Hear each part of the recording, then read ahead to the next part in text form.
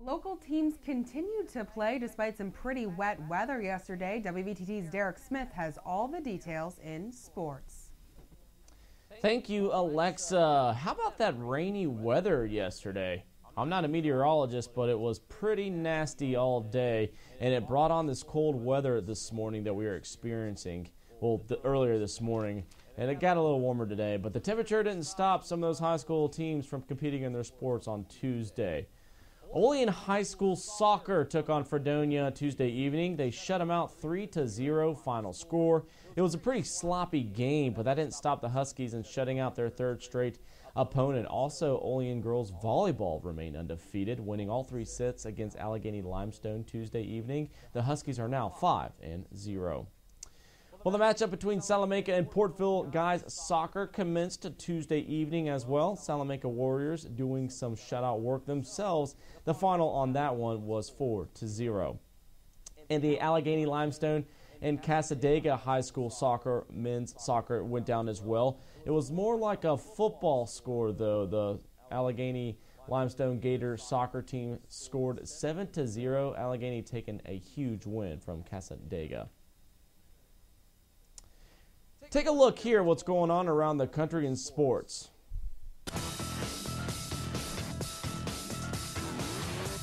With Headline Sports, I'm Carlos Diaz. The Toronto Blue Jays' Yunel Escobar has been hit with a 3-game suspension for wearing what his team called an unacceptable message on his eye black containing a homophobic slur written in Spanish.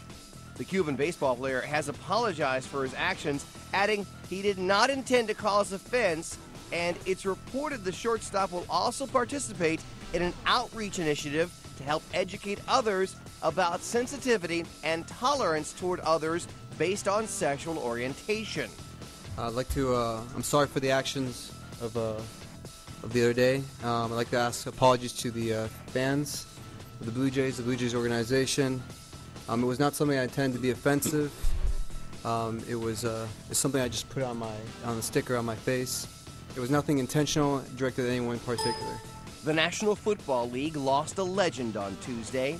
Steve Sable, president of NFL Films, died at the age of 69 after an 18-month battle with brain cancer. Sable took over as NFL Films president in 1985 from his father Ed, who founded the company. NFL Films is responsible for much of what we see in sports television today. The company broke ground as the first to wire players and coaches for sound, and it revolutionized how music was used with sports films.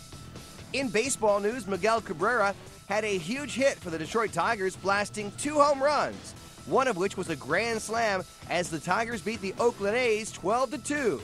Cabrera tied a career high with 6 RBIs and now has 40 homers in the 2012 season. The Tigers are 3 games back of the Chicago White Sox in the American League Central. In a battle of American League West teams, the Los Angeles Angels got the win over the Texas Rangers 11-3 behind a big 4th inning where the Angels knocked in 8 runs. Angels pitcher Jared Weaver earned his 100th career victory, and the Angels moved within 3.5 games of a wild card spot. With Headline Sports, I'm Carlos Diaz.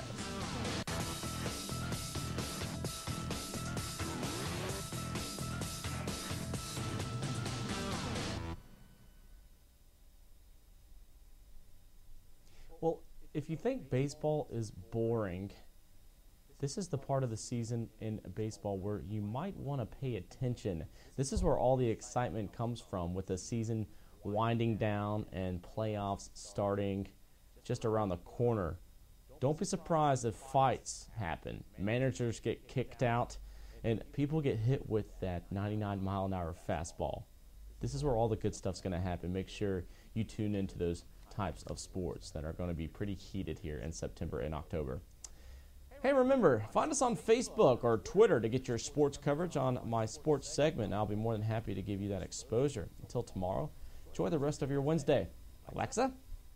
Thanks, Derek. As we take a look at our community calendar, teams are being put together for a dodgeball tournament that will be sponsored on September 22nd by the Jamestown Community College Cattaraugus County Campus women's soccer team. The tournament begins at 1:30 p.m. in the Olean Family YMCA, And today is the last day to register, so if you haven't done so already, get a team together and register.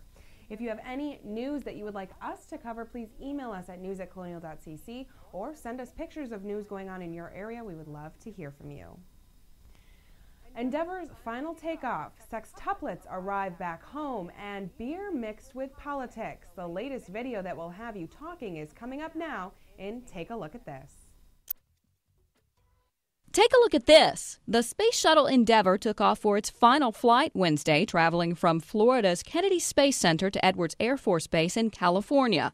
The flight had to be delayed for 2 days because of weather concerns.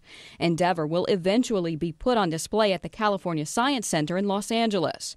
The shuttle was built in 1991 and flew 25 missions, covering nearly 123 million miles. A Texas couple brought home the last of their sextuplets this week.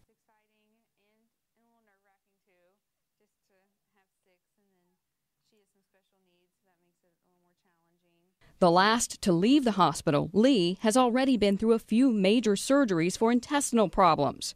The 6 babies were born in April, 10 weeks premature. It took a team of 35 doctors to deliver them. Not all beer is bipartisan in Oklahoma. A liquor shop in Broken Arrow is selling Nobama Brew.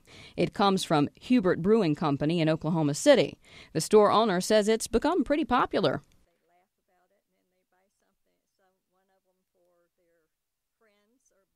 The bottle claims it's infused with refreshing taste of patriotism and freedom.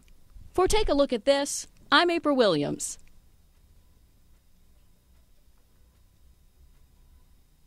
It is going to be cooler tonight. It's going to be about a low of about 42 degrees if we take a look at our full weather forecast.